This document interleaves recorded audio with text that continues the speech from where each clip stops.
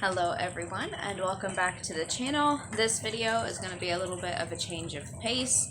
I know I usually do a lot of haul videos, which I still will be doing hauls, but especially with inflation prices right now and the baby formula shortage and everything that's going on, I thought it would be beneficial to share with you some tips that I have for how to save money rather than spending a ton of it.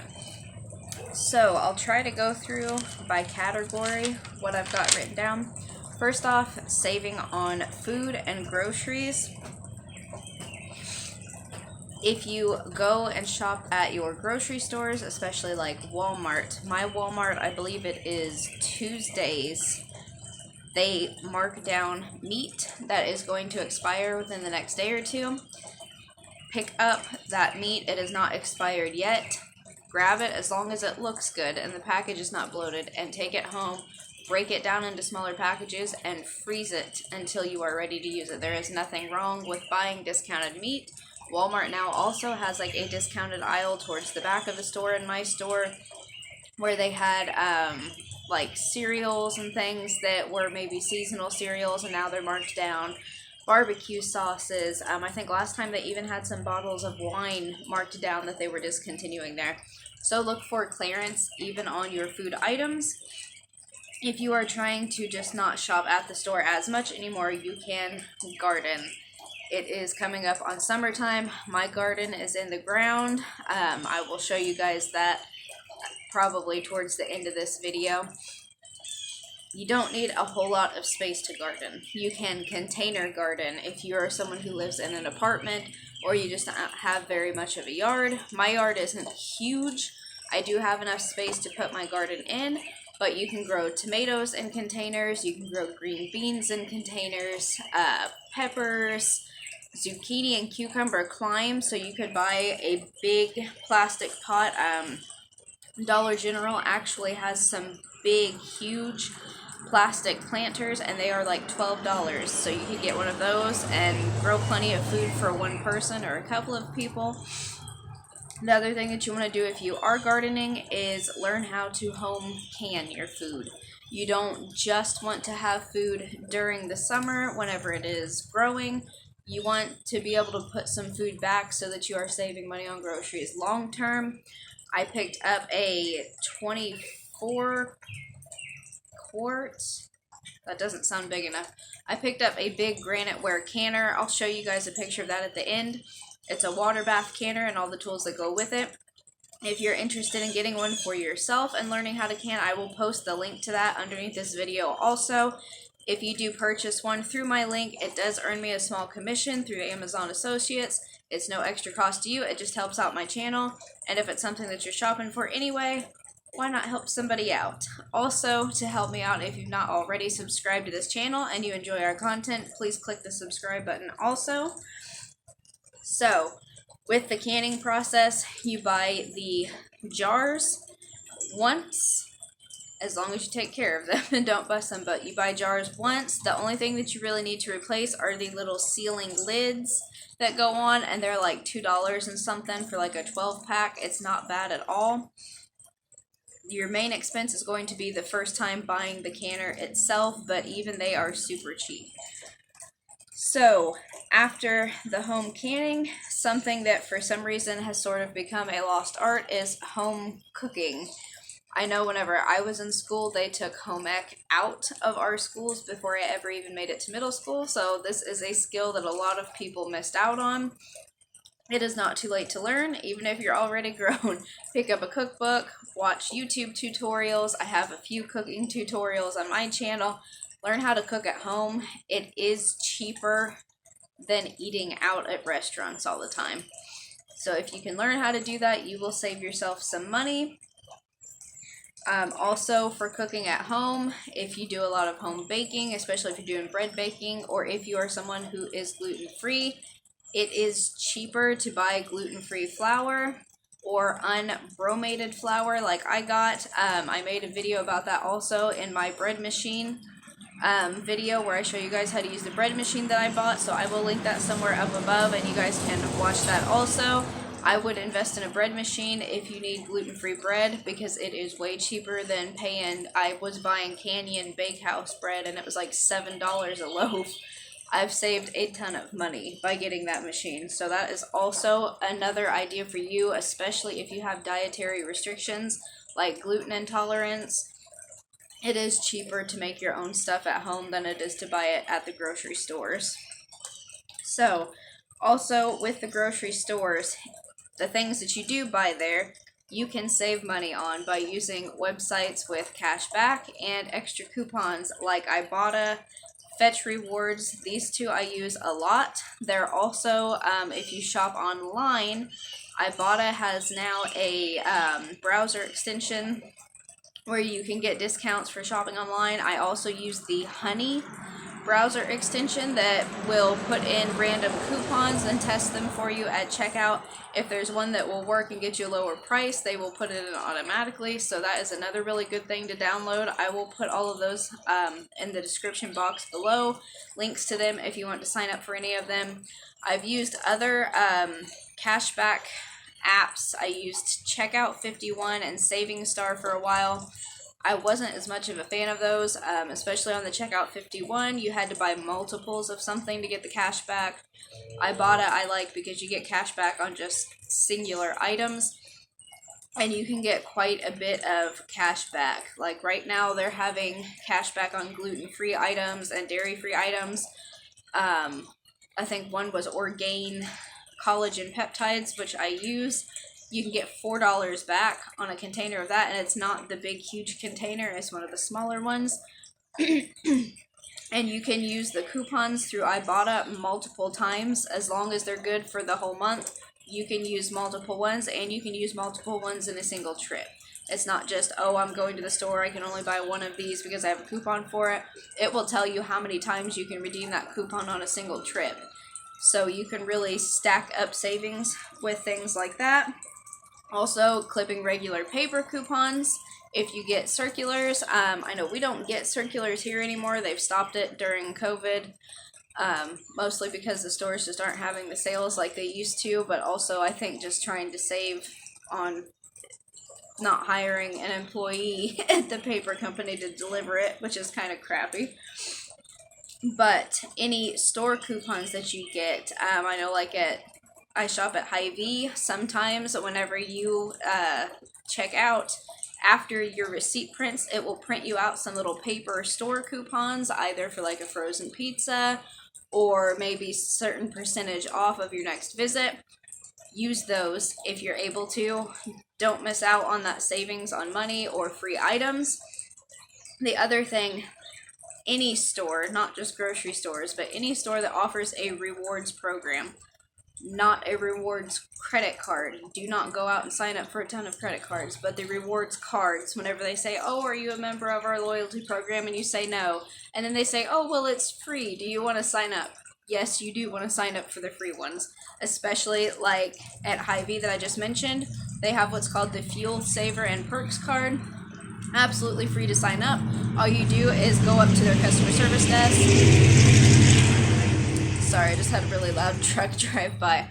All you do is go up to their service desk, tell them that you want to apply for that card. It takes your name, I think your address, and then your email address.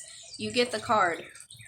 Whenever their ads come out or you're in the store, any item that has the little fuel saver and perks thing next to it will tell you how much money you get off per gallon of gas if you purchase that item. Also, several weekends throughout the month, they'll have a Friday and a Saturday sale where for every $50 you spend, you'll get like 25 cents off per gallon of gas. I have gotten gas before for like 17 cents a gallon whenever it was cheaper, and I had bought so many groceries.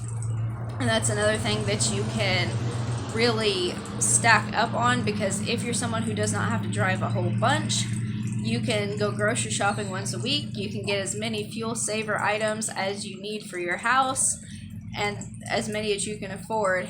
Keep building up that money off, and by the end you can have a couple of dollars off per gallon of gas, and you can get it much cheaper that way. Also, Big Lots has a rewards card that I got. Theirs is a really cool one because you don't have to buy anything specific through theirs. It also is free to sign up. You can do it right at the register when they ask you. And at Big Lots, it's every 3 purchases that you make in their store, you get a $5 reward. There's no limit as far as how much you have to spend to get that $5 reward. So you could go in there and buy a $1 candy bar 3 separate times and you will get a $5 reward. And the $5 is off of any purchase $5 or higher. So you don't have to spend $25 to get that 5 like Dollar General has them on Saturdays. No, you could buy 3 $1 candy bars. So you could spend $3, collect your $5 reward, go in there, buy something that's worth $5 or more if you wanted it, but you could buy something that's worth exactly $5, and the only thing you're going to pay for when you walk out of there is the sales tax on it, which is probably like a quarter or less. So that is another great way to save money and get a little bit of extra cash back into your pocket for doing something. Next things for saving just in general at the store: reusable bags. So I have reusable Ziploc bags. They're a little bit pricey right up front. I think they're like $4 or more for a pack. The gallon size I think are 2-pack. Then the smaller the size, the more you get in a pack. I think the most I've gotten in a pack is 6. And I paid like $6 for that pack on a clearance. You can find these anywhere. They have them at Walmart. They've got them at Burlington. They have them at Hobby Lobby if you shop in there. So getting those reusable bags saves in the long run, especially if you're somebody who buys bulk packages of stuff, which is another way to save money in the grocery store. I highly recommend putting down the $45 up front to get a Sam's Club membership or Costco's membership. I think is $60. Way cheaper in there to get the bulk packages of chicken and hamburger and everything else than it is to go to Walmart or somewhere else and buy the little individual sized packages. Get the bulk packages, break that meat down into smaller amounts that you're going to need for each meal, and then put it in the freezer. It will save you a ton of money in the long run. Another thing with breaking down the meat, if you get chicken breasts from those places, they are very thick. You can actually cut them in half long ways and turn one chicken breast into 2, so that helps it stretch even farther. But these reusable bags are really great for that. I was going through like 2 boxes of freezer Ziploc bags a month whenever I was making freezer meals and trying to get stocked up on meat and other items that go in the freezer. These will save you a ton of money. Even though it doesn't seem like, oh, a box of Ziploc bags, it adds up after a while because you have freezer size, then you have snack size, you have the sandwich size bags, and you just keep going through them, and it's single-use plastic. It's really bad for the environment. Having your food inside of plastic is actually bad for you. It leaches chemicals into the food. Buying these silicone reusable bags, all you got to do is wash them, hand wash them. You can even throw some of them in the dishwasher on the top rack, so you don't even have to hand scrub them. It will save you money in the long run, and it is better for your body and for the environment. So, as far as shopping now at regular stores, not grocery stores, if you're somebody who likes to shop a lot or completely renews their wardrobe every season, shop the clearance racks. You may not be on point or on trend. I'm the type of person, I don't care if it's super high-end fashion so long as it fits and I can afford it. Sometimes you may have to forego a little bit of your vanity to save your wallet. So shop clearance racks. Almost everything in my house that I own came off of a clearance rack from whatever store I went to, or I built it with my own 2 hands. I don't pay full price for anything ever unless I absolutely have to. So shop the clearance racks. Everywhere has one. Every store has one. Even Macy's, JCPenney, your super expensive department stores, they all have clearance racks, and they have good prices on the clearance. Also, you can start shopping at thrift stores. I don't recommend Goodwill for a thrift store if you have another local store. I just don't care for Goodwill. I used to work with people with disabilities, and I just really don't like the way that those stores treat them. So I don't give Goodwill my money. What you do with yours is up to you. But thrift stores are another good option. Also, summer season means garage sales. You can find some gems at garage sales for less than $1. Check garage sales. Maybe not necessarily for clothing if you're somebody who's weird about wearing used clothing, but you can also find household small appliances. You can find furniture. You can find kids' toys and things for super cheap. So garage sales are another great idea.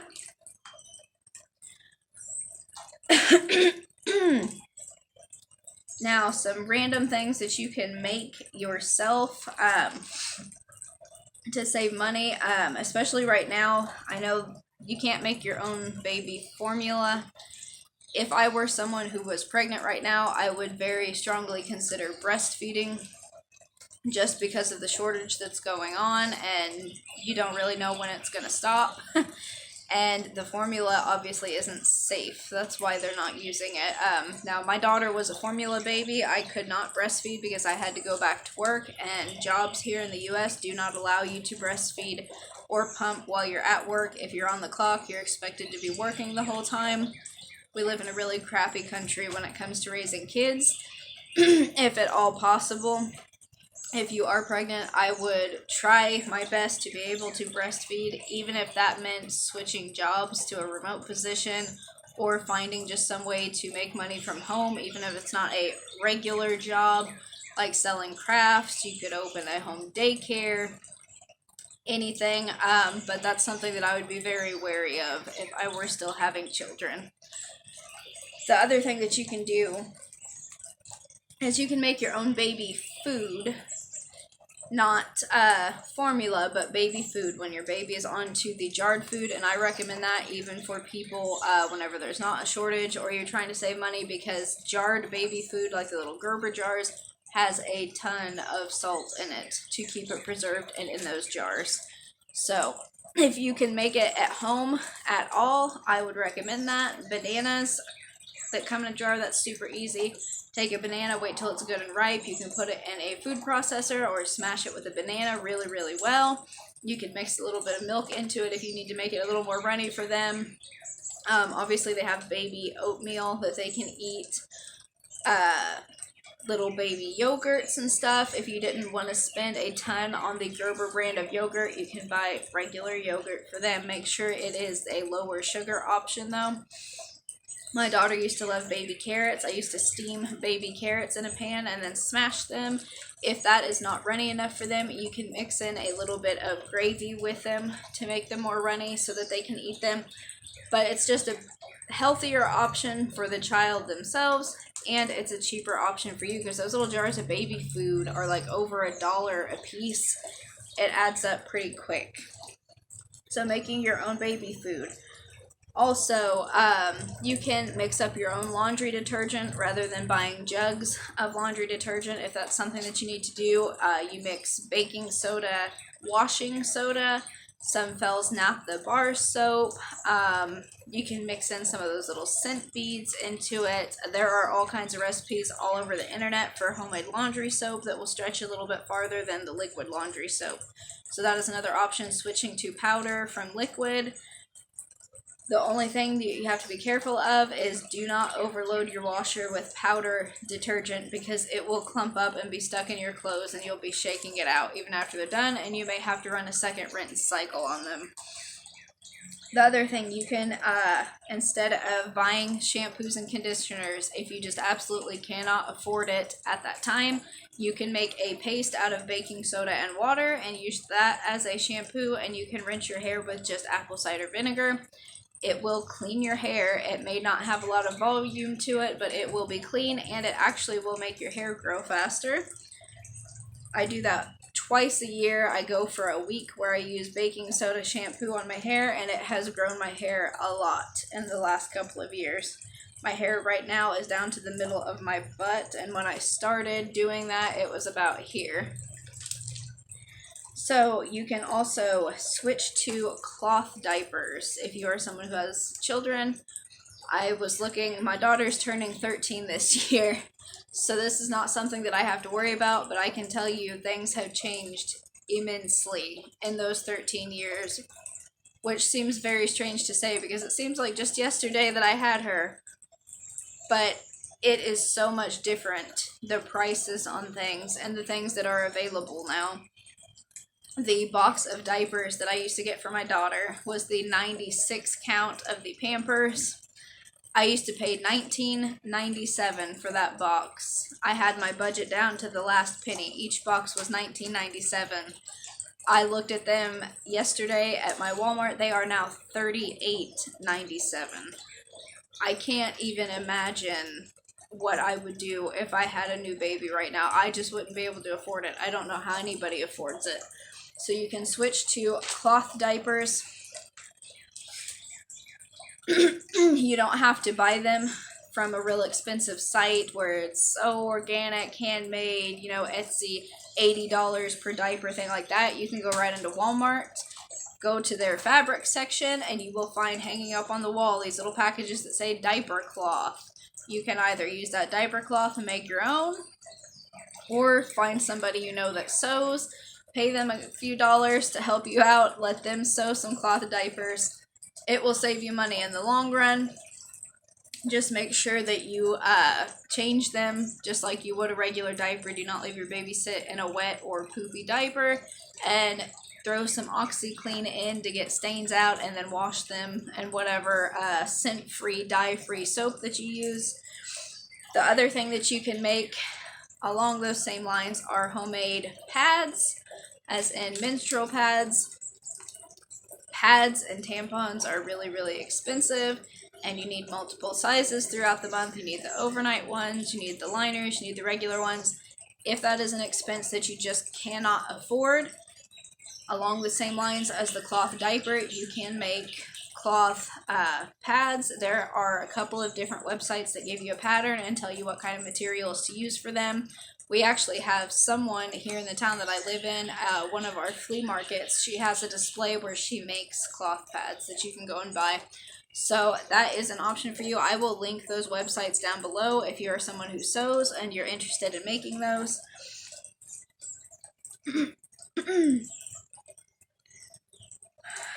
So I already mentioned as far as the working from home for breastfeeding, but working from home just in general right now to save money on gas would be a huge money saver, if at all possible. I understand there are some people that just cannot take the risk of leaving the job they're at, or there just isn't remote work available to you.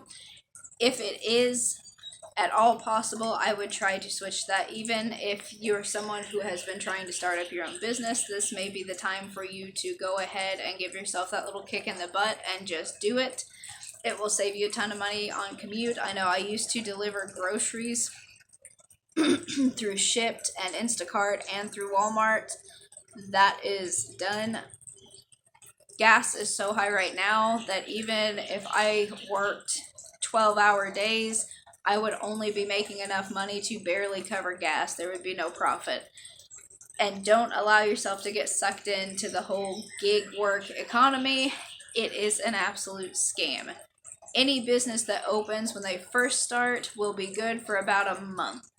You can get about a good month out of them, and then they will start cutting pay. They will start stealing tips. They will want to change your contract.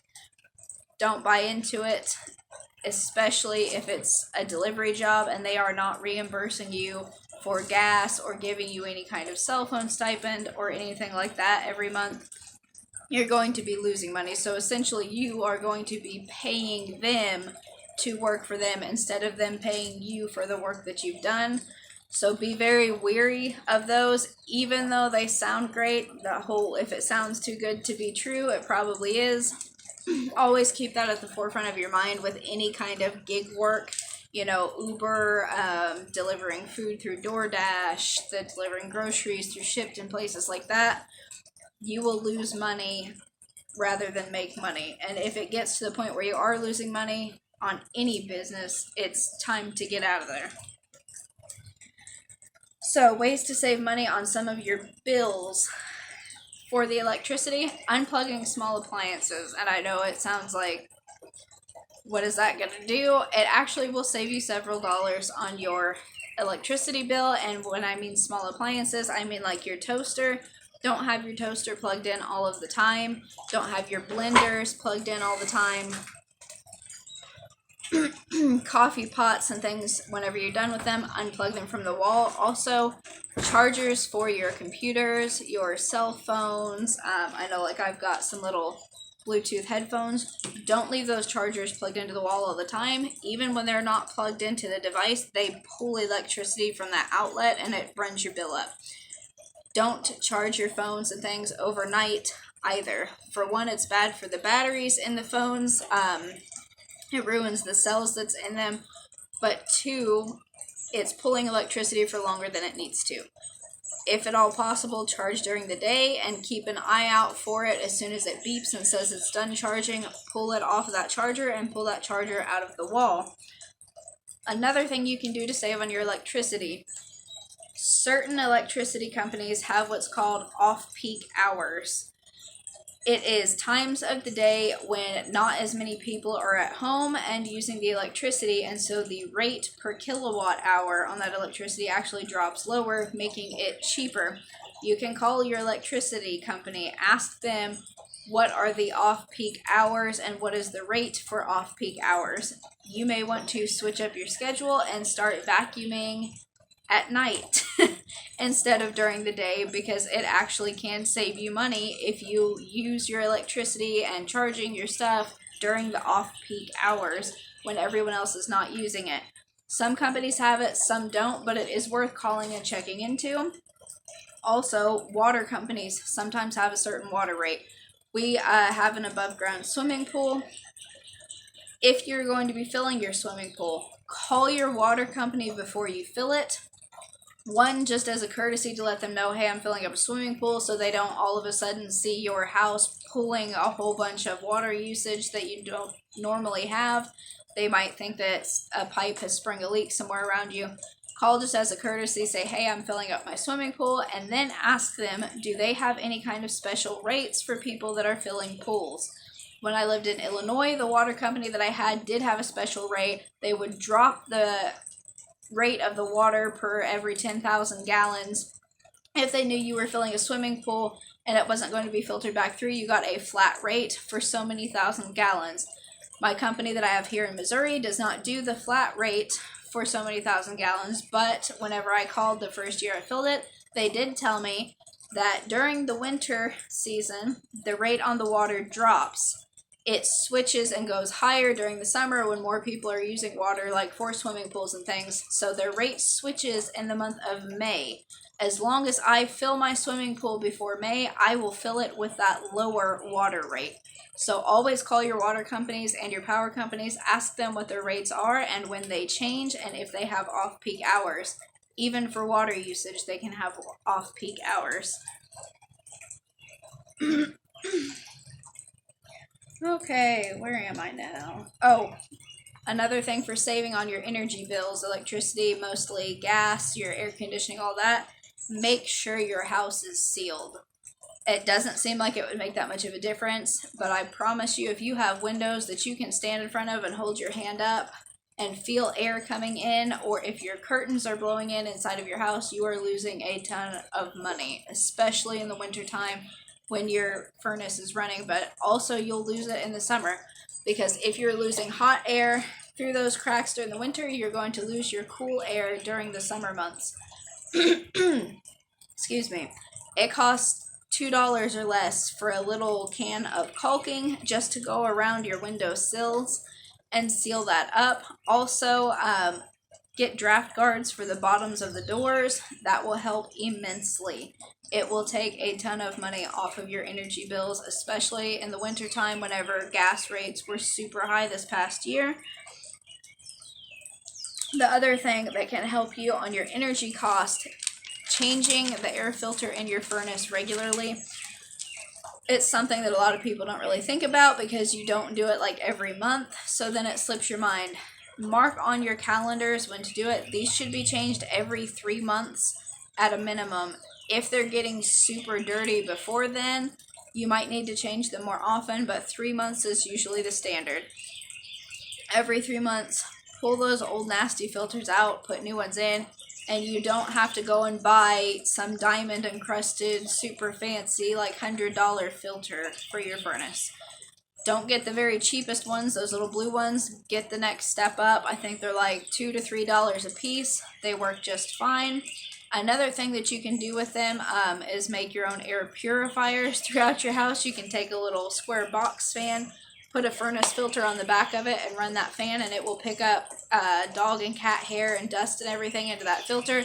Helps purify the air in your house and cut down on some seasonal allergies and pet dander allergies also. But for saving money on your energy, always make sure you're changing that air filter regularly. If that's clogged and your furnace can't pull any air in, it is going to be working harder. It's going to be more likely to have breakdowns and issues, and it's not just not going to be putting out as much air as you need it to. So if it's clogged in the wintertime, your house is going to be cold. It's not going to be putting out as much heat. If it's in the summertime, you're going to be sweltering because your air is not going to be working. If you have central air, it doesn't use the gas through your furnace, but it does use the air filter in your furnace because that central air comes through the same exact lines as the hot air during your winter seasons. Excuse me, I can't talk. I'm going to have to get me a drink of coffee.